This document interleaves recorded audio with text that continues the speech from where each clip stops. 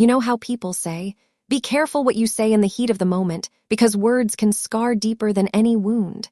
That's exactly what happened the night my marriage cracked. Not from betrayal, not from infidelity, but from something I thought was harmless. A careless joke about the house my husband once called home. Before I dive in, let me just say this. The story you're about to hear isn't just about marriage. It's about family, scars that never fade, and the kind of heartbreak that makes you question whether love can survive cruelty. And if you're new here, make sure you hit subscribe. Because trust me, you don't want to miss the kinds of real, raw stories that make you wonder what you would do in the same situation. It all started when Michael, my husband, and I returned from our honeymoon.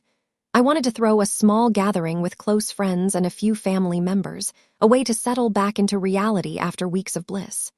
Everything was perfect. Laughter, food, champagne. But at some point, Michael suggested that we take a drive to his old neighborhood. He said he wanted me to see the place that had shaped him. Now I knew Michael didn't come from wealth. He told me bits and pieces about his upbringing, about how his mother left when he was young and how his grandmother stepped in.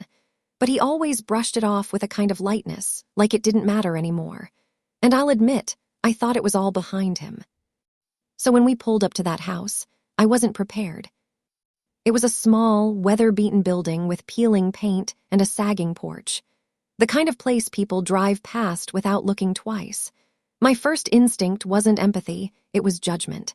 And worse, I let it slip out of my mouth before I could stop myself. I actually laughed. This is where you grew up, I said, the words sharper than I intended. It looks like something out of a horror movie. I can't believe you survived in this dump. The silence that followed was suffocating. Michael didn't snap at me. He didn't yell. He just looked at that house like it was sacred, like I had just spit on something holy. Then he whispered, almost to himself, that dump was the only place I ever felt loved. And in that moment, I knew I had broken something. Not the house, not his pride, something deeper, his heart. He told me the porch I mocked was where his grandmother used to rock him to sleep when nightmares kept him awake. That the creaky wooden floor I ridiculed was where he took his first steps. That the kitchen I called a shack was where his grandmother scraped together meals, even when she had nothing, just so he'd never go hungry. I wanted to take my words back, but they hung in the air like poison. What I didn't know then was that this house held secrets, that the walls I mocked were hiding the story of why Michael's mother abandoned him, that within those broken bricks was the only proof of the love that kept him alive. And the cruelest part, by the time I realized how deep my mistake cut, it was already too late. But before I tell you what happened next, let me ask you this.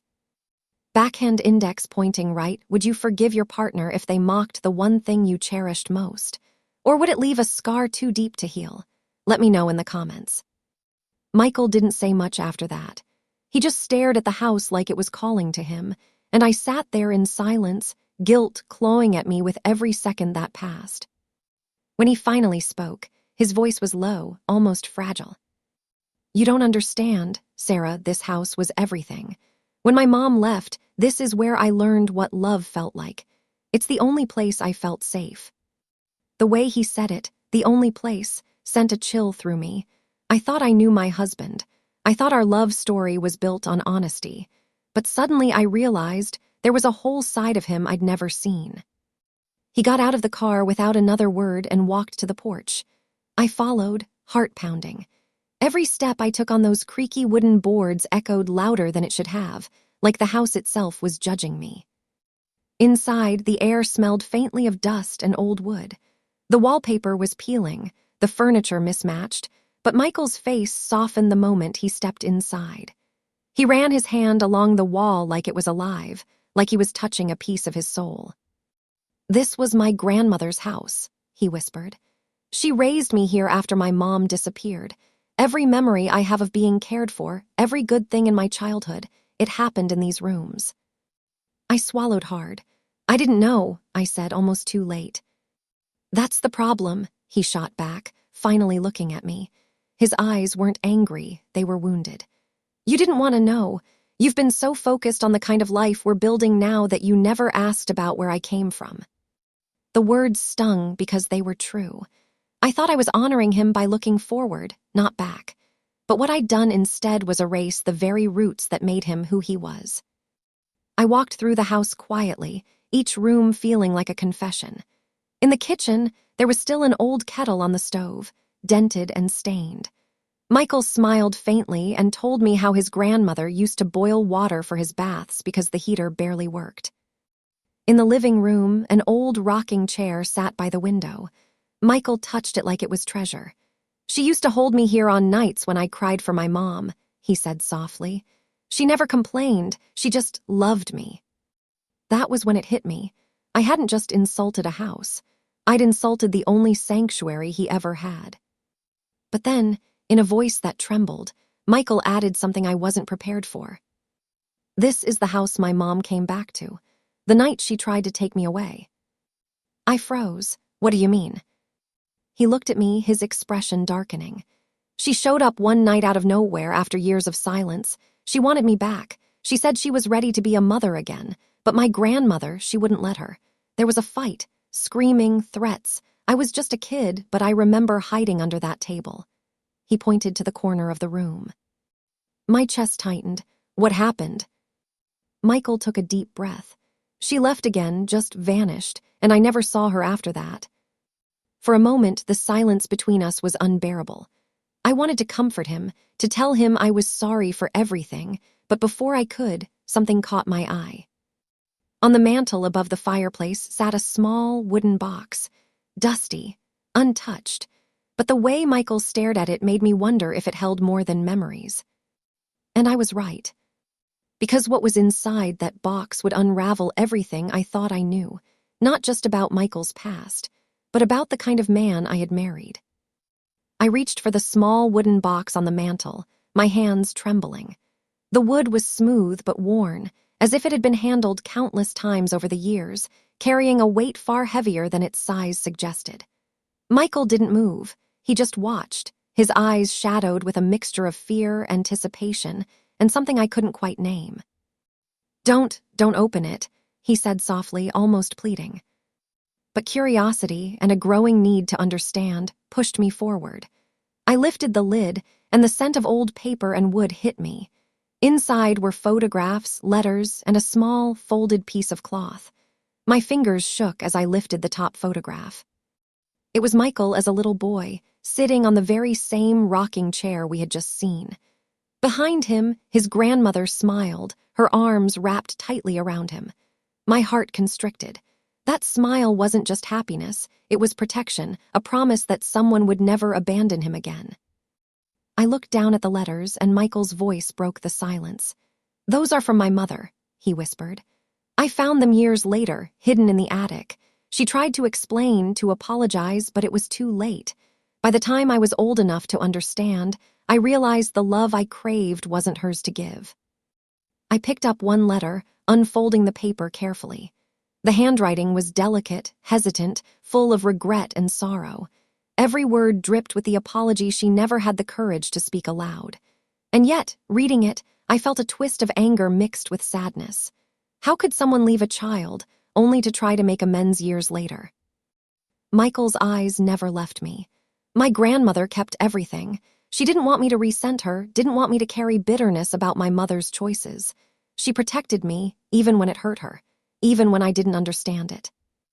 I swallowed, the weight of my own arrogance and ignorance pressing down harder than ever.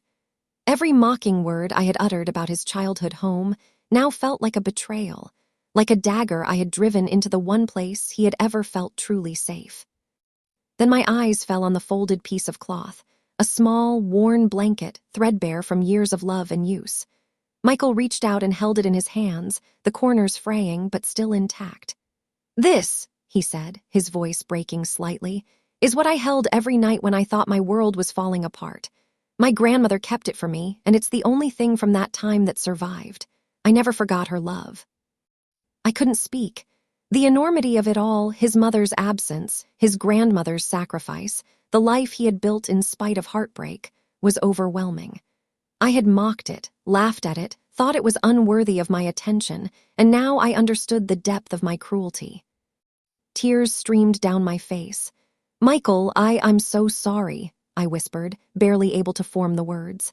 I didn't understand. I thought it was just a house, just a childhood, but I see now. I see everything. I hurt you, did I? He nodded slowly, gripping the blanket tighter. You did, and it wasn't just words. It was the way you dismissed everything I held sacred. I felt small again, like a child bee, knowing what they truly represented. And now, seeing him in this quiet reflection, I understood that my ignorance had cut deeper than I'd ever imagined. I knelt beside him, trying to bridge the gap I had created. Michael, I see it now, I understand, and I want to honor it. Every sacrifice, every memory. I want to learn how to be worthy of the life you've built despite everything you went through. He looked at me, and for the first time I saw a flicker of relief behind the pain. Seeing you here, willing to learn, it matters. But understanding isn't just about seeing the happy moments. You need to know the hurt, too. You need to see why it's so hard for me to trust, why a careless word can cut deeper than most could imagine. I nodded, bracing myself. Show me, I can take it. He took a deep breath and led me to the corner of the neighborhood, where a small, abandoned lot stood. He knelt down, pointing to the broken fence. This is where I hid the night my mother came back. I was 8 years old. She tried to take me away, promised she'd be different, but I knew better. My grandmother had warned me, and I trusted her. I watched her leave again, and I remember feeling like the world had abandoned me completely. I felt a lump in my throat. Michael, I had no idea. He shook his head, voice barely above a whisper. Most people don't. That's why it hurts so much when someone belittles what kept me alive. That house, this neighborhood, my grandmother, those were my lifelines. And when you mocked them, I felt like I was 8 years old again, helpless and unseen. The weight of his words pressed down on me. I realized that redemption would not come from apologies alone.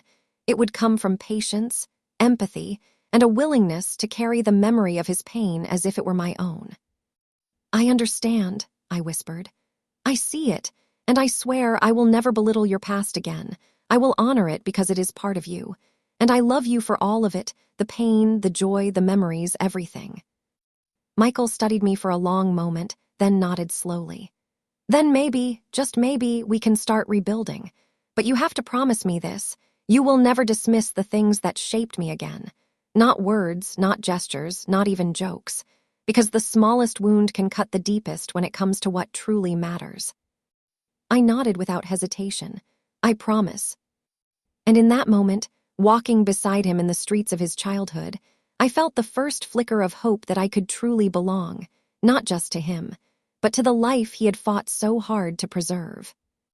Returning from the neighborhood, I felt like I had been through a lifetime in just a few hours.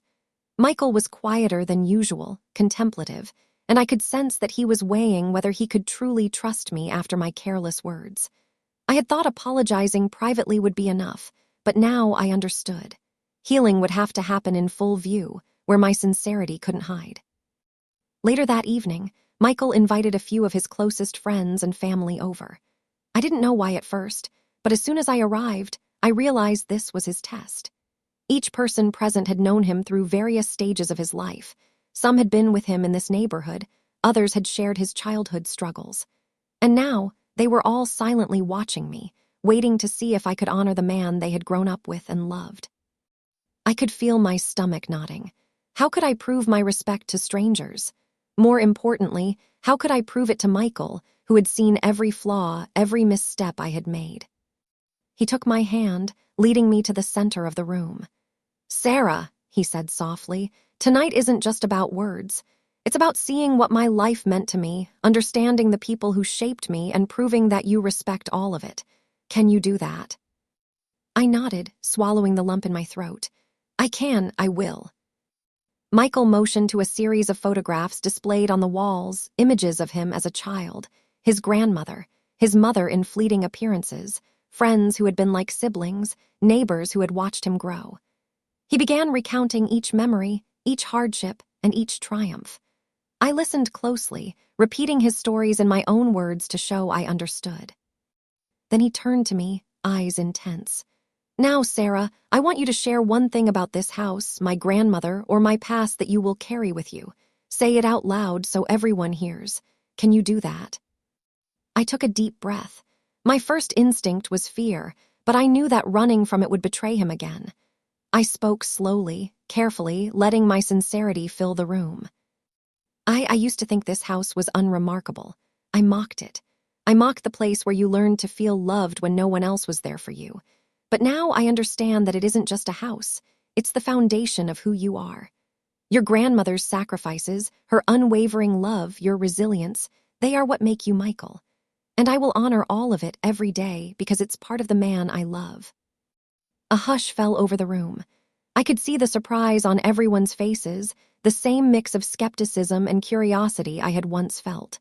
But most importantly, I could see Michael's expression soften. His eyes glistened with a mixture of relief, pride, and a cautious hope. Then unexpectedly, his grandmother stepped forward. She had been quiet all evening, observing me with a careful eye.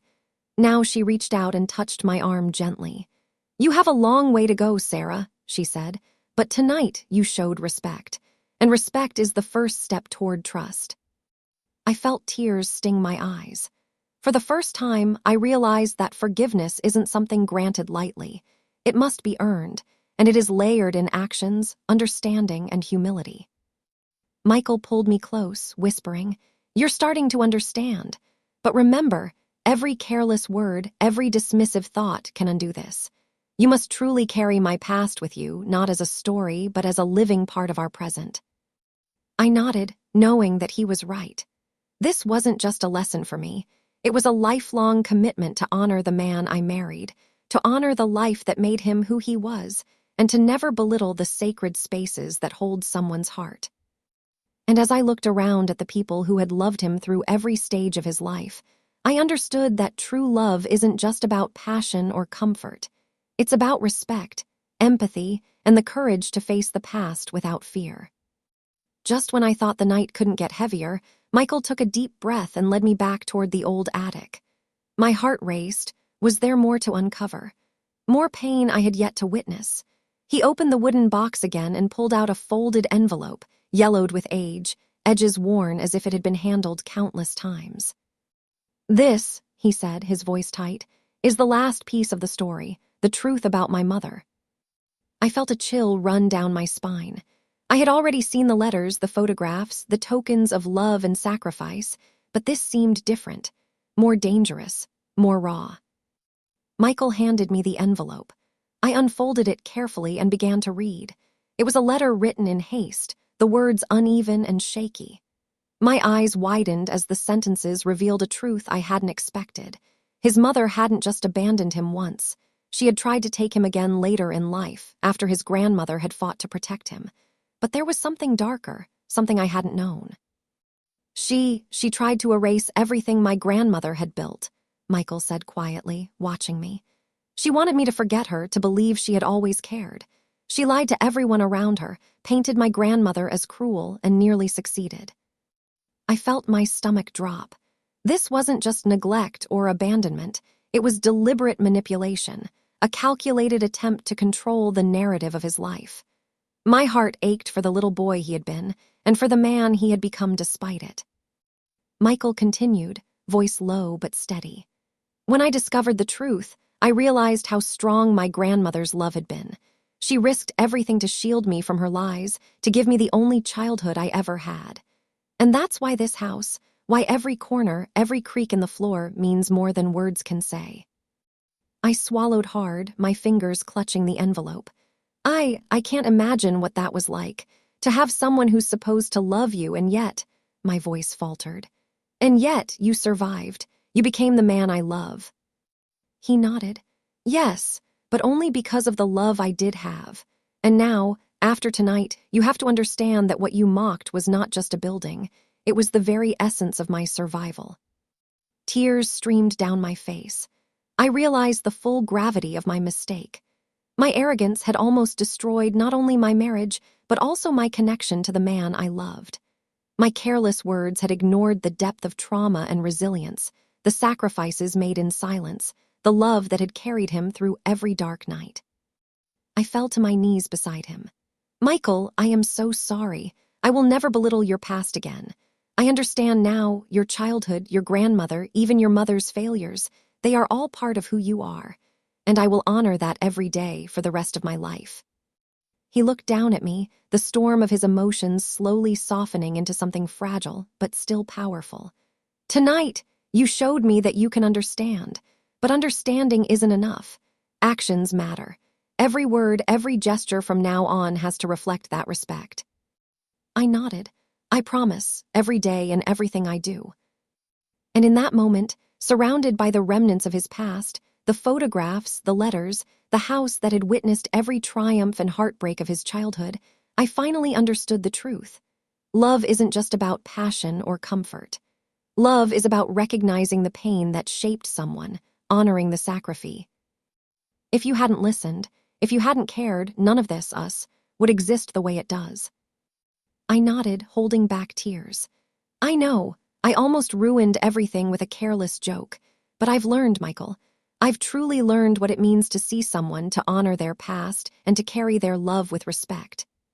He pulled me into an embrace, and I felt a weight lift from both our shoulders. The house that had once been a symbol of my ignorance was now a monument to understanding, resilience, and trust. Every creak of the floorboards, every faded photograph, every frayed blanket held the proof that love can survive abandonment, betrayal, and mistakes if it's nurtured, respected, and honored. As we stepped onto the porch, I realized that the story didn't end here. The past had shaped us, yes, but the present and the future were ours to write together. And I vowed silently that I would never take his history or the sacred memories of those who loved him lightly again. For anyone watching this story, I want you to ask yourself, are you honoring the sacred places in the hearts of those you love, or are you mocking them without realizing it? Because sometimes, the smallest words can leave the deepest scars. If you've been drawn into Michael and my journey, if the twists and revelations of this story kept your heart racing, there's more where this came from.